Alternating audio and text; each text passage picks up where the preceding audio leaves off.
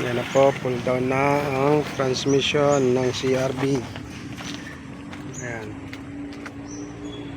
Wala na pong transmission. Ito na po ang automatic transmission nya. Re-referin ko bukas. Napakahirap, ako lang mag-isang nagbababa. Ayan. Kaya ang dungis ko, ayan, ang dungis ko. Ayan. Yan lang po ang transmission. Bubuksan ko bukas.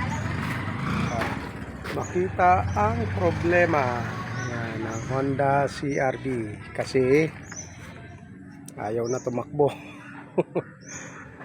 Slide na lang, ubos ang gas, kapipiga.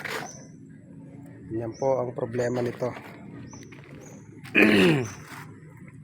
Yan po ang buong transmission ng Honda CRV. Ito po.